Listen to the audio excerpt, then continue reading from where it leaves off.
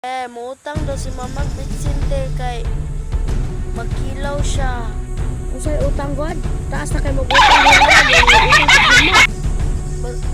Sige te, ako na lang ingon si Mama te. Sige. Ingon si ate mahila kay di daw siya magpautang. Kaya taas na lang itong lista dito. Unsa gud di magpautang? Bangko pag bayad at tuwa ka sa dinas tunguna sa iya ha. Ako gud.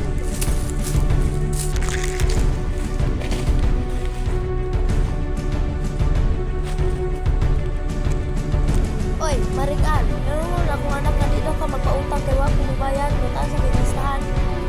Ako pag ibayad ko sa dinas nimo. Unsay bayad god? Napagilistahan na ninyo kami bayad. Usay wala ibayad. Adto jud ta kapitan. Tawdo ko barangay ron.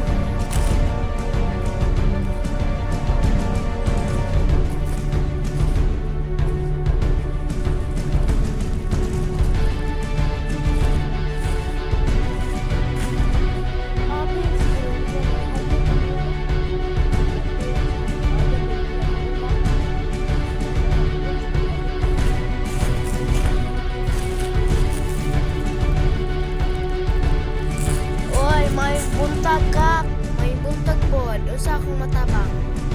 Ang amigo ba kap si Emilia ang tindahan. Imo siya nga wala kong bed sa ito nga bayad ito ba ka sa nila sa kumuna. Na nagsingat-singat po siya nga taas ng listahan. Ilasa po siya no. Hindi siya magpunta kung sa may bayad. Sige, para malinaw ni akong ipatawag si Emilia. Halip, sige kap, ako siya ipatawag.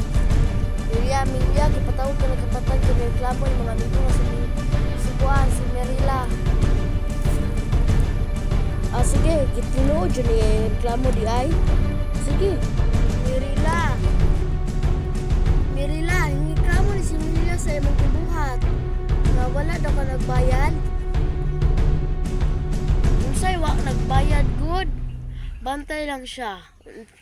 Bantay lang jud siya sa iyang gipang istorya. Wa siya kabaon sa kung mabuhat niya.